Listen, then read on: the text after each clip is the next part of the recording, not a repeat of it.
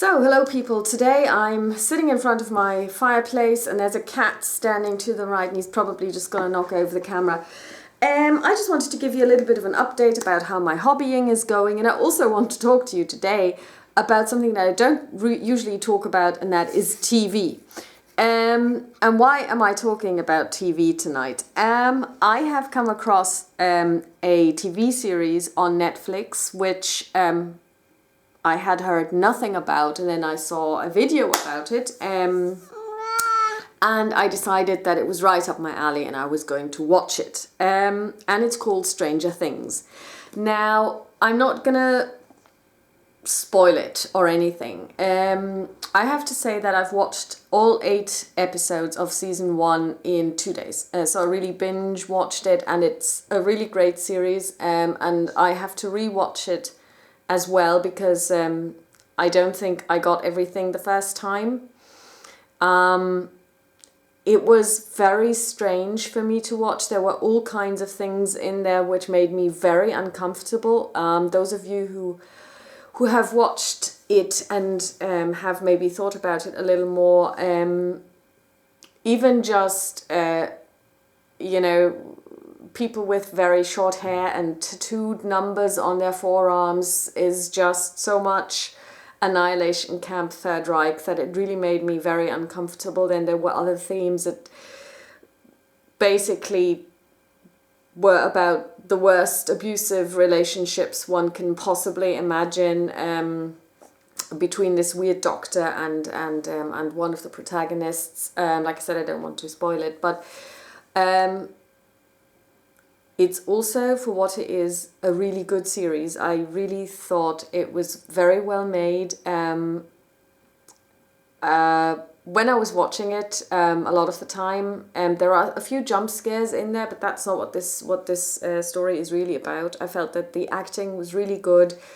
The acting by the very famous Winona Ryder down to the completely unknown young actors and actresses who have maybe not even acted before.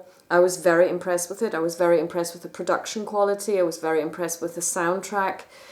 Considering that it's, a Netflix original series, and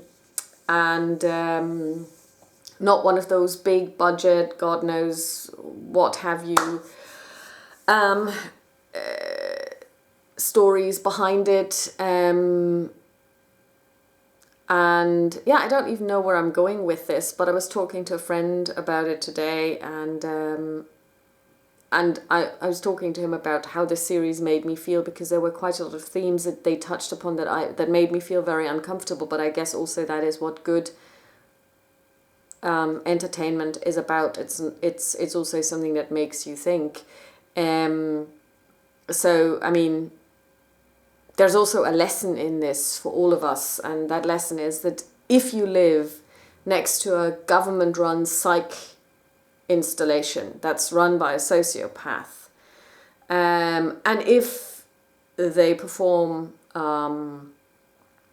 experiments on little girls in that installation, and if one of those girls rips through time and space as a result of one of those experiments and opens another dimension, and if an unspeakable horror from that dimension decides to unleash itself onto the little community that you live in, you have to do a couple of things. Number one,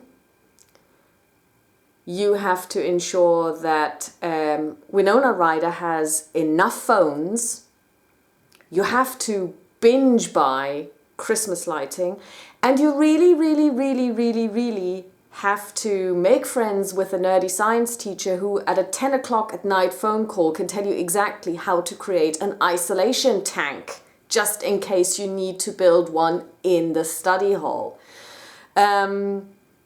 Which kind of sums up some of the highlights of the film or of the series. I can only recommend it.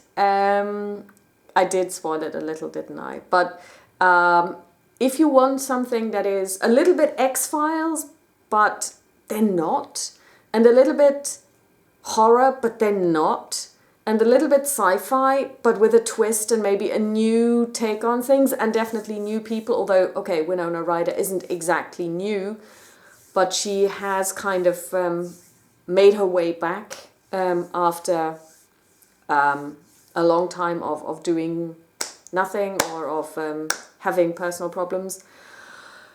I really enjoyed it, and I thought her performance was quite extraordinary, and I really enjoyed it. I think that there is a very young actress who's about 11.